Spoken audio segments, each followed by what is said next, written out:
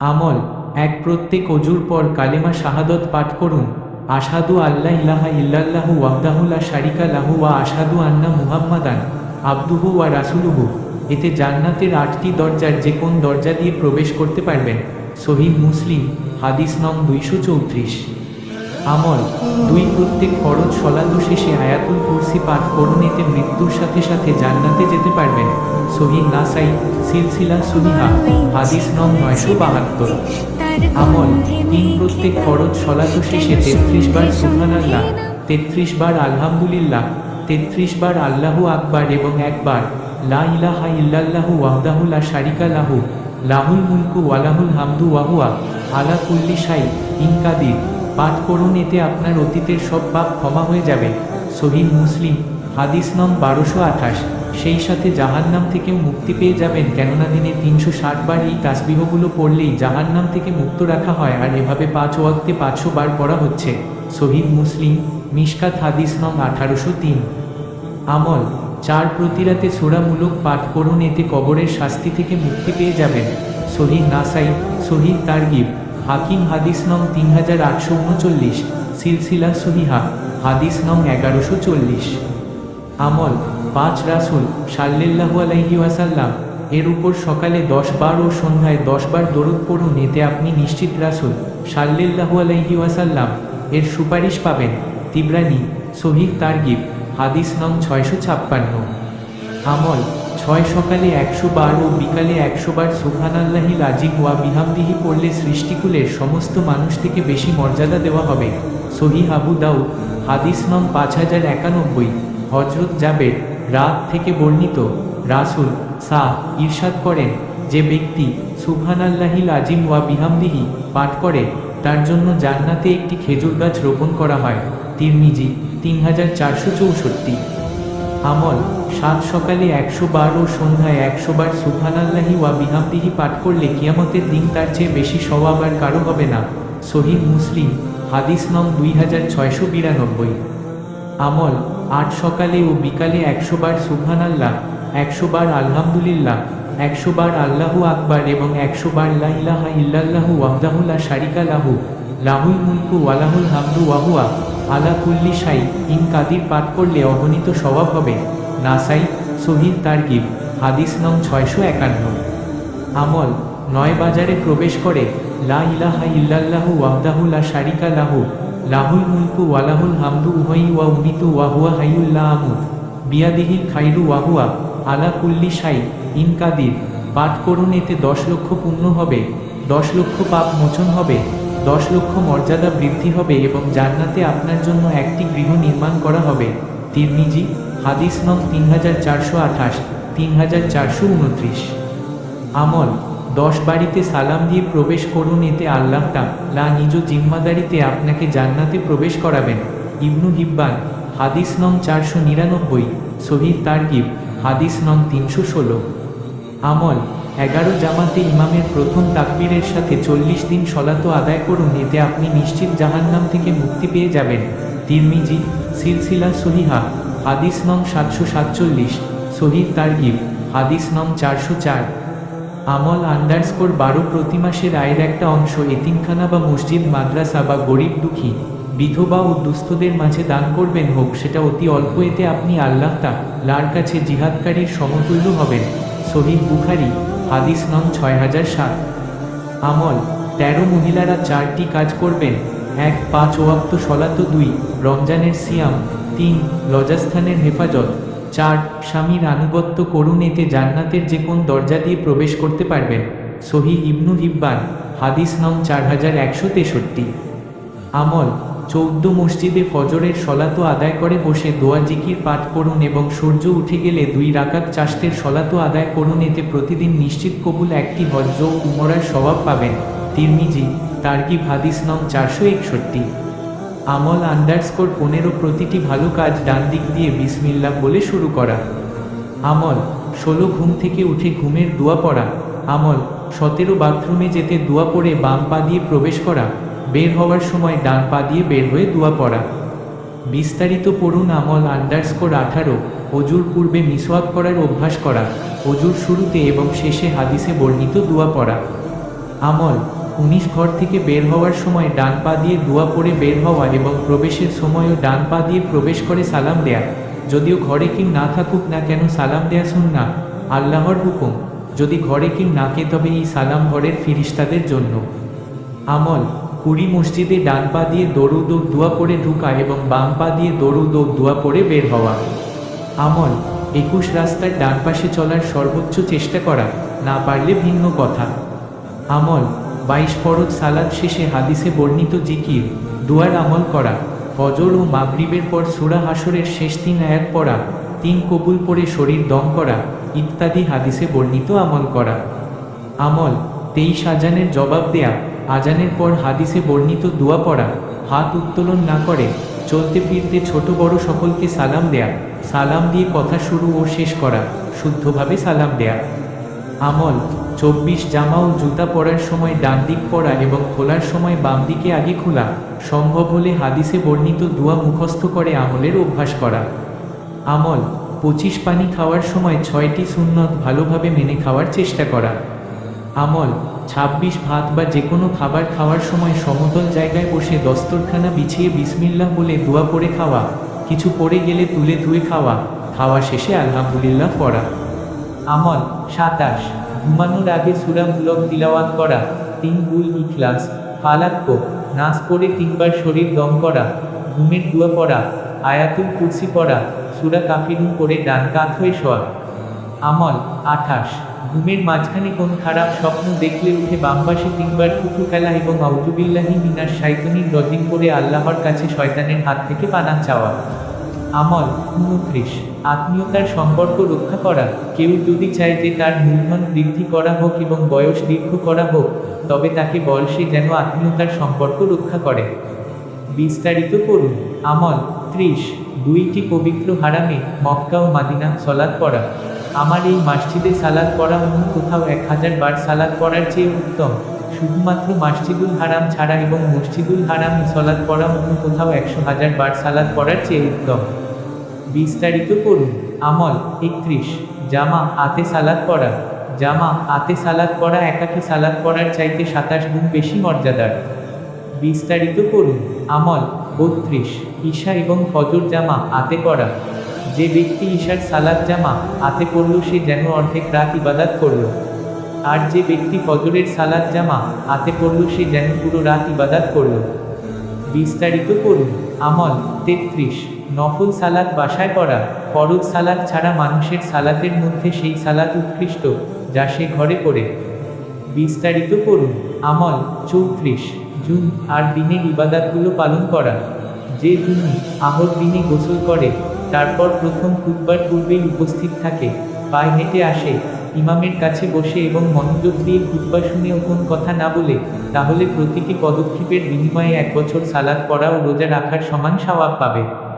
আহল আশু শুনান হযরত আউস ইবনে আউস আস-সাকাফিরা বলেন, আমি রাসূল কে বলতে শুনেছি, যে ব্যক্তি জুমার দিন উত্তমরূপে গোসল করবে, অতঃপর কোনো রকম যানবাহনে না চড়ে হেঁটে আগে আগে মসজিদে যাবে, ইমামের নিকটবর্তী বসবে, চুপ থাকবে এবং অনর্থক কথা বলা থেকে বিরত থাকবে, তবে তার জন্য বাড়ি থেকে মসজিদ পর্যন্ত প্রতি কদমে 1 বছরের রোজা ও কিয়ামুল লাইলের সওয়াব লেখা হবে। আবু দাউদ 345। আমল 35 দোহার ইশরাক সালাত পড়া। যে ব্যক্তি ফজরের সালাত জামা আতের সাথে পড়ে, তারপর সূর্য ওঠার আগ পর্যন্ত আল্লাহর জিকির করে, তারপর 2 রাকাত সালাত করে, সে যেন হজ্জ এবং উমরাহর সওয়াব পূর্ণ করল। বিস্তারিত পড়ুন। আমল 36 ইলমের জন্য মসজিদে যাওয়া। যে দুনিয়াবি কোন কারণ ছাড়া দিনী ইলম শিখা বা শিখানোর উদ্দেশ্যে মসজিদে যায়, সে ওই ব্যক্তির মতো যে তার হজ্জ পূর্ণ করেছে। বিস্তারিত পড়ুন। আমল 37 রমজানে উমরাহ পালন করা। রমজানে উমরাহ করা আমার সাথে হজ্জ করার সমান। বিস্তারিত পড়ুন। আমল 38 মসজিদে ফরজ সালাত আদায় করা। যে ব্যক্তি নিজের গৃহ থেকে পবিত্রতা অর্জন করে, ওযু ও প্রয়োজনে গোসলও করে, আল্লাহর গৃহের মধ্য থেকে কোন একটি গৃহের দিকে যায়, আল্লাহর ফরজের মধ্য থেকে কোন একটি ফরজ আদায় করার উদ্দেশ্যে, তার একটি পদক্ষেপে একটি গুনাহ ক্ষমা করা হয় এবং অন্য পদক্ষেপটি তার একটি মর্যাদা উন্নত করে। বিস্তারিত পড়ুন। আমল 39 জামা আতে প্রথম সারিতে দাঁড়ানোর চেষ্টা করা। রাসূলুল্লাহ সাল্লাল্লাহু আলাইহি ওয়াসাল্লাম প্রথম সারির জন্য 3 বার এবং দ্বিতীয় সারির জন্য 1 বার ক্ষমা প্রার্থনা করতেন। বিস্তারিত পড়ুন। আমল 40 মাদিনার মসজিদুল কুবায় সালাত পড়া। যে ব্যক্তি ঘর থেকে নিজেকে পবিত্র করে তারপর মসজিদুল কুবায় আসে এবং সালাত পড়ে সে যেন উমরাহর সওয়াব পেল। বিস্তারিত পড়ুন। আমল _41 আজানের জবাব দেয়া। যখন তোমরা আজান শুনতে পাও তখন মুয়াজ্জিন যা বলে তার পুনরাবৃত্তি করে যাও। যখন আজান শেষ হয় তখন দোয়া চাও, তোমাকে দেয়া হবে। বিস্তারিত পড়ুন। আমল 42 রমজানের এবং শাওয়ালের রোজা রাখা। যে ব্যক্তি রমজানের রোজা রাখল তারপর শাওয়ালের 6টি রোজা রাখল সে যেন 1 বছর রোজা রাখল। বিস্তারিত পড়ুন। আমল 43 প্রত্যেক মাসে 3টি রোজা রাখা। প্রত্যেক মাসে 3টি রোজা রাখা সারা বছর রোজা রাখার সমান। বিস্তারিত পড়ুন। আমল 44 রোজাদার ব্যক্তিকে ইফতারি করানো। যে ব্যক্তি কোন রোজাদারকে ইফতার করায় সে তার রোজাদার সমান প্রতিদান পায়, কিন্তু এর ফলে রোজাদারের প্রতিদানের মধ্যে কোন কমতি হবে না। বিস্তারিত পড়ুন। আমল 45 লাইলাতুল কদরে ইবাদত করা। মর্যাদাপূর্ণ এই রাতটি 1000 মাসের চেয়ে উত্তম। বিস্তারিত পড়ুন। আমল 46 জিহাদ। একজন ব্যক্তির আল্লাহর পথে জিহাদের সারিতে দাঁড়ানো 60 বছর ইবাদতের চেয়ে উত্তম। বিস্তারিত পড়ুন। আমল 47 রিবাত রাত জেগে ইবাদত করা। একদিন ও এক রাত স্বদেশের মুসলিম দেশের সীমান্ত যেখানে শত্রুর হামলার আশঙ্কা আছে সীমান্ত পাহারা দেয়া 1 মাস ধরে রোজা রাখা ও রাতে ইবাদত করার চাইতে বেশি মূল্যবান। এ অবস্থায় যদি সে মারা যায় তাহলে যে কাজ সে করে যাচ্ছিল মারা যাবার পরও তা তার জন্য জারি থাকবে, তার নিয়ত জারি থাকবে এবং কবরের পরীক্ষা থেকেও সে থাকবে সুরক্ষিত। বিস্তারিত পড়ুন। আমল 48 জিলহজ্জ এর প্রথম 10 দিন বেশি বেশি ইবাদত করা। এমন কোন দিন নেই যেদিনে কৃত আমল এসব দিন অর্থাৎ যুলহিজ্জা এর প্রথম 10 দিনের নেক আমলের মতো আল্লাহর কাছে সর্বাধিক প্রিয়। সাহাবীরা জিজ্ঞেস করলেন, ইয়া রাসূলুল্লাহ, আল্লাহর পথে জিহাদের মতো নেকি আমলও কি নয়? তিনি বললেন, না, আল্লাহর পথে জিহাদের মতো নেকি আমলও নয়। তবে যে ব্যক্তি তাদের জান ও মাল নিয়ে আল্লাহর পথে বের হলো এবং এর কোনটা নিয়েই আর ফিরে আসল না সে ছাড়া। বিস্তারিত পড়ুন। আমল _49 কুরআনের সূরাগুলো বারবার তিলাওয়াত করা। কুল হুয়াল্লাহু আহাদ কুরআনের 1/3 এবং কুল ইয়া আইয়ুহাল কাফিরুন কুরআনের 4 ভাগের 1 ভাগ। বিস্তারিত পড়ুন। আমল 50 ইশতিগফার করা। যে ব্যক্তি ইমানদার নারী পুরুষের জন্য ইশতিগফার করে আল্লাহ প্রত্যেকের জন্য 1টি করে নেক আমল লিখে দেন। রিয়াদুস সালিহিন। আমল 51 মানুষের প্রয়োজন পূরণ করা। যে ব্যক্তি তার মুসলমান ভাইয়ের প্রয়োজন পূরণ করে আল্লাহ তার প্রয়োজন পূর্ণ করে দেন। যে ব্যক্তি তার মুসলমান ভাইয়ের কোন অসুবিধা বিপদ দূর করে দেয় আল্লাহ এর বিনিময়ে কিয়ামতের দিন তার কষ্ট ও বিপদের অংশ বিশেষ দূর করে দিবেন। আমল _52 জিকর। সুবহানাল্লাহি ওয়া আলহামদুলিল্লাহি ওয়া লা ইলাহা ইল্লাল্লাহু আল্লাহু আকবার এই কালিমাগুলো বলা। সূর্য যে সমস্ত জিনিসের ওপর উদিত হয় সেই সমুদয় জিনিসের অপেক্ষা অধিকতর প্রিয়। বিস্তারিত পড়ুন। আমল 53 আল্লাহ কি তোমাদের জন্য ঈশার সালাত জামা আতে পড়া হজ্জের সমান এবং ফজরের সালাত জামা আতে পড়া উমরাহর সমান করেননি? এবং যে ফরজ সালাত জামা আতে পড়ার জন্য হেঁটে যায় তা হজ্জের সমান এবং যে নফল সালাত পড়ার জন্য হেঁটে যায় তার সওয়াব নফল উমরাহর সমান। সহিহ আল জামি 6432। আমল 54 যে ব্যক্তি ফজরের সালাত জামা আতের সাথে পড়ে তারপর সূর্য ওঠার আগ পর্যন্ত আল্লাহর জিকির করে তারপর 2 রাকাত সালাত করে সে যেন হজ্জ এবং উমরাহর সওয়াব পূর্ণ করল। বিস্তারিত পড়ুন। বিস্তারিত পড়ুন। হে আল্লাহ, অবশ্যই আমি তোমার নিকট কঠিন দুরবস্থা, অল্প ধনে জনের আধিক্য, দুর্ভাগ্যের নাগাল, মন্দ ভাগ্য এবং দুশ্মন হাসি থেকে রক্ষা কামনা করছি। মুসলিম। আমল 56 অন্য হাদিসে ইরশাদ হচ্ছে, হযরত আবু হুরায়রা থেকে বর্ণিত, তিনি বলেন, রাসূল ইরশাদ করেন, 2টি বাক্য এমন রয়েছে যা বলা সহজ, আমলের পাল্লায় অনেক ভারী, আর আল্লাহর কাছেও অধিক পছন্দনীয়। সেটি হলো সুবহানাল্লাহি ওয়া বিহামদিহি সুবহানাল্লাহিল আযীম। বুখারী 6406। আমল 57 সাদকায়ে জারিয়া। রাসূলুল্লাহ ইরশাদ করেন, যখন মানুষ মারা যায় তখন তার আমল বন্ধ হয়ে যায়, কিন্তু তিনটি জিনিস বন্ধ হয় না: সাদকায়ে জারিয়া, ওই ইলম যা দ্বারা মানুষ উপকৃত হয়; সুসন্তান, যে তার মৃত বাবার জন্য দোয়া করে। তিরমিজি 1376। আমল 58। সূরা ইখলাসের ফজিলত। রাসূল ইরশাদ করেন, তোমরা কি কেউ প্রতি রাতে কোরআন মাজিদের 1/3 তিলাওয়াত করতে অক্ষম? তাহলে সে প্রতি রাতে সূরা ইখলাস পড়বে, তাহলে কোরআনের 1/3 তিলাওয়াতের সওয়াব পাওয়া যাবে। মুসনাদে আহমদ 23554। আমল 59। গোপনে নফল পড়ার ফজিলত। রাসূল ইরশাদ করেন, জনসম্মুখের তুলনায় লুকিয়ে নফল নামাজ পড়ার মধ্যে 25 গুণ বেশি সওয়াব। আমল _60। মানুষের উপকার করার ফজিলত। রাসূলুল্লাহ ইরশাদ করেন, কোনো মুসলিম ভাইয়ের প্রয়োজনে কিছুক্ষণ সময় দেওয়া আমার কাছে 1 মাস মসজিদে ইতিকাফ করার চেয়েও বেশি পছন্দনীয়। জামুল কাবির 13646। আমল 61। আমলের নিয়তেও সওয়াব মেলে। রাসূল ইরশাদ করেন, যদি কোনো ব্যক্তি রাতে শয়নকালে এই নিয়ত করে যে সে রাতে উঠে নামাজ পড়বে, কিন্তু প্রচণ্ড ঘুমের কারণে সকাল হয়ে যায়, তাহলে সে তার নিয়ত অনুযায়ী নামাজের সওয়াব পাবে, আর ঘুমটা আল্লাহর পক্ষ থেকে তার জন্য সদকা স্বরূপ হবে। নাসাই 1787। আমল 62। রোগী দেখার ফজিলত। রাসূলুল্লাহ ইরশাদ করেন, যে ব্যক্তি কোনো মুসলমান ভাইয়ের রোগের খোঁজখবর নেয়, আল্লাহ 70,000 ফেরেশতাকে তার মাগফিরাতের দোয়ায় নিযুক্ত করে দেন। সে দিনের যে সময়ই তা করবে, ফেরেশতারা সন্ধ্যা পর্যন্ত তার জন্য দোয়া করবে, আর রাতের যে সময়ই করবে, ফেরেশতারা ফজর পর্যন্ত তার জন্য দোয়া করবে। মুসনাদে আহমদ 955। আমল 63। বিশুদ্ধ নিয়ত অর্থ সংকল্প। এটি মনের সঙ্গে সংশ্লিষ্ট একটি আমল। প্রত্যেক কাজ, তা দিনী কাজ হোক কিংবা দুনিয়াবি, শুরুতেই নিয়তকে শুদ্ধ করা কর্তব্য। সব কাজ আল্লাহর সন্তুষ্টির জন্য করার সংকল্পই হচ্ছে বিশুদ্ধ নিয়ত। এই নিয়ত মুমিন বান্দার ব্যক্তিগত জীবন থেকে শুরু করে রাষ্ট্রীয় পর্যায় পর্যন্ত প্রায় সকল কাজকেই নেকির কাজে পরিণত করতে পারে। হাদিসে আছে, হযরত উমর ইবনে খাত্তাব হতে বর্ণিত, তিনি বলেন, আমি নবী করিম কে বলতে শুনেছি, নিশ্চয়ই সব আমল নিয়তের উপর নির্ভরশীল, আর প্রত্যেক ব্যক্তি তাই পাবে যার নিয়ত সে করবে। অতএব যে ব্যক্তি আল্লাহ ও তার রাসূলের উদ্দেশ্যে হিজরত করবে, তার হিজরত আল্লাহ ও তার রাসূলের জন্যই হবে। আর যে দুনিয়া লাভের জন্য কিংবা কোনো নারীকে বিয়ের উদ্দেশ্যে হিজরত করবে, তার হিজরত উক্ত বিষয়ের জন্যই হবে যার জন্য সে হিজরত করেছিল। সহিহ বুখারী হাদিস 1, সহিহ মুসলিম হাদিস 1907। আমল 64।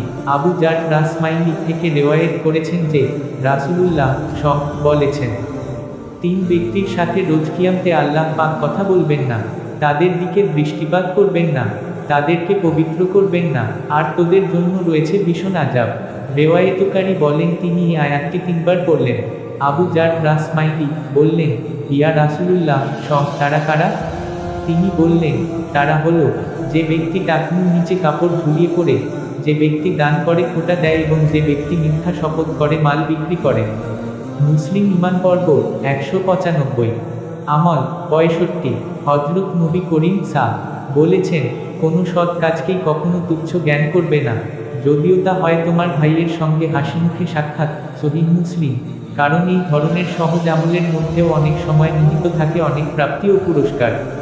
হাদিস শরীফের এমন অনেক আমলের বর্ণনা পাওয়া যায় যা করতে সহজ, কিন্তু এর বিশাল প্রাপ্তি ও পুরস্কারের কথা নবী করিম ঘোষণা করেছেন। আমল 66। আনু নওয়াজ বিন শাম রাদিয়াল্লাহু আনহু হতে বর্ণিত হয়েছে, তিনি নবী সাল্লাল্লাহু আলাইহি ওয়াসাল্লাম হতে বর্ণনা করেছেন, নবী সাল্লাল্লাহু আলাইহি ওয়াসাল্লাম বলেন, উত্তম চরিত্র হচ্ছে নেকি, আর গুনাহ তাকে বলে যা তোমার মনকে সংশয়ের মধ্যে ফেলে এবং তা লোকে জানুক তা তুমি অপছন্দ কর। বিস্তারিত পড়ুন। আমল 67। আবু হুরায়রা বর্ণনা করেছেন, আল্লাহর রাসূল সাল্লাল্লাহু আলাইহি ওয়াসাল্লাম বলেছেন, যে ব্যক্তি জুমু আর দিন জানাবাত গোসলের ন্যায় গোসল করে এবং সালাতের জন্য আগমন করে, সে যেন একটি উট কুরবানি করল। যে ব্যক্তি দ্বিতীয় পর্যায়ে আগমন করে, সে যেন একটি গাভী কুরবানি করল। তৃতীয় পর্যায়ে যে আগমন করে, সে যেন একটি শিং বিশিষ্ট দুম্বা কুরবানি করল। চতুর্থ পর্যায়ে যে আগমন করল, সে যেন একটি মুরগি কুরবানি করল। পঞ্চম পর্যায়ে যে আগমন করল, সে যেন একটি ডিম কুরবানি করল। পরে ইমাম যখন খুতবা দেওয়ার জন্য বের হন তখন মালাইকা ফেরেশতাগণ জিকর শ্রবণের জন্য উপস্থিত হয়ে থাকে। সহিহ বুখারী হাদিস নং 881। আমল 68। রাসূল সাসমাইলি বলেন, অন্ধকারের মধ্যে যাহারা মসজিদে বেশি বেশি যাতায়াত করে, কিয়ামতের দিনের জন্য তাহাদেরকে পূর্ণ নূরের সুসংবাদ শুনাও। আল হাদিস। আমল 69। হযরত আবু হুরায়রা রাদিয়াল্লাহু আনহু হইতে বর্ণিত আছে যে রাসূলুল্লাহ সাল্লাল্লাহু আলাইহি ওয়াসাল্লাম ইরশাদ করিয়াছেন, যখন কোন বান্দা অন্তরের ইখলাসের সহিত লা ইলাহা ইল্লাল্লাহ বলে, তখন এই কালিমার জন্য নিশ্চিতরূপে আসমানের দরজাসমূহ খুলিয়া দেওয়া হয়। এমনকি এই কালিমা সোজা আরশ পর্যন্ত পৌঁছিয়া যায়, অর্থাৎ সাথে সাথেই কবুল হইয়া যায়। তবে শর্ত হইল, যদি এই কালিমা পাঠকারী কবিরা গুনাহ হইতে বাঁচিয়া থাকে। তিরমিজি। আমল 70। ভালো কাজ মন্দ কাজকে মুছে দেয়। আবু জার জুনুবুর বিন জুনাদাহ এবং আবু আব্দুর রহমান আজু বিন জাবাল রাদিয়াল্লাহু আনহুমা হতে বর্ণিত আছে, তারা বলেন, রাসূলুল্লাহ সাল্লাল্লাহু আলাইহি ওয়াসাল্লাম বলেছেন, তুমি যেখানে যে অবস্থায় থাক না কেন আল্লাহকে ভয় কর এবং প্রত্যেক মন্দ কাজের পর ভালো কাজ কর, যা তাকে মুছে দেবে, আর মানুষের সঙ্গে ভালো ব্যবহার কর।